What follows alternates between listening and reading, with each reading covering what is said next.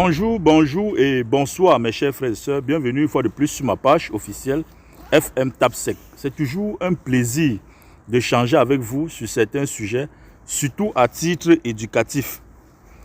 Cette affaire, l'affaire de Kevin, cette jeune dame, cette jeune fille qui a ôté la vie à ses 3 enfants et a fini par ôter sa propre vie, c'est une affaire qui est très sérieuse. C'est une affaire de société très sérieuse.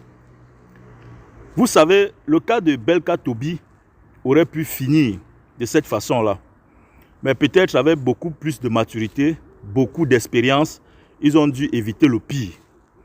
Le cas de Jérémie Njitap, qu'on avait appris pour ses enfants, aurait pu finir de la même manière. Heureusement, c'est un homme fort. Mais tout le monde n'est pas fort. Tout le monde n'est pas forte. Parce que le cas de cette fille qui est arrivée, ce n'est pas le premier cas. Ce n'est pas la première fois. Et ce n'est non plus la dernière. On a découvert le corps sans vie d'une fille, une Camerounaise, dans une chambre d'hôtel au Cambodge. C'est toujours les mêmes choses. Il y a un corps sans vie, toujours d'une fille, à Saint-Mélima, dans une chambre qu'on a découvert en état de putréfaction, de décomposition, c'est-à-dire un corps en train de pourrir. C'est toujours les mêmes choses. C'est un problème de société. Quand le cas Belka Tobi est arrivé, les Camerounais ont choisi de tribaliser cette affaire, toujours en train de défendre la communauté, toujours en train de défendre les intérêts personnels, sans toutefois penser à l'éducation de cette jeunesse-là, pendant que tous les pays d'Afrique et même les pays du monde, tous les pays du monde sont en train de lutter pour leur souveraineté, pour leur développement, en train de penser l'avenir de leur pays, en train de penser l'avenir de leur jeunesse. Au Cameroun, voilà ce qu'on est en train de faire.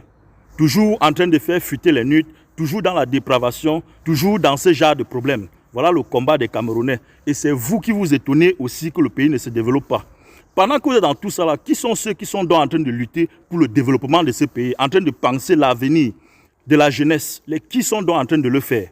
Toujours en train de vous combattre, en train de vous accrocher sur des sujets qui vous divisent.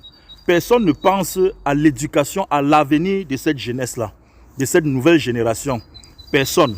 Mais vous allez même plus loin, jusqu'à combattre même ceux qui sont en train de se déployer, ceux qui se donnent corps et âme pour le développement, qui contribuent à l'émergence de ce pays-là. C'est ceux-là, c'est sur ceux-là que vous vous attaquez tous les jours.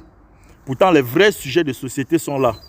Moi, je voudrais ici rendre un grand hommage au président de la Fédération camerounaise de football pour tout le travail qu'il fait pour le Cameroun et pour la jeunesse camerounaise, surtout même pour l'Afrique. Je voudrais rendre hommage, un grand hommage à nos forces de sécurité, nos forces de l'ordre et de sécurité qui ne dorment pas jour et nuit pour que le Cameroun soit en paix. On connaît tous les défis auxquels le Cameroun est confronté. Et je voudrais aussi interpeller le ministre des Affaires sociales, le ministre de la promotion de la femme et de la famille. Ça, c'est un sujet qu'on veut vous voir à l'œuvre. On veut vous voir saturer les journaux parce que ce sont vos positions qui comptent. C'est vous qu'on regarde maintenant. C'est votre domaine. En bon entendeur. Ils étaient en train de pleurer. Wow, comme les femmes aiment bien pleurer. C'est ça qui a alerté tout le quartier. Marie a voyagé sans lui dire hier. Maintenant, c'est quand l'avion décolle qu'il appelle sa femme que l'avion a décollé. Je suis en train de partir. Ça a l'air là que sa femme l'envoie le message. Il lui dit, ce que tu as fait là, tu ne vas plus jamais faire ça une autre femme. C'est là qu'il nous appelle qu'à descendant au quartier, arrivez chez moi et allez-y voir ce qui ne va pas à la maison. Bon, quand on est au travail, on lui dit le soir, quand on verra bien, on va passer le soir.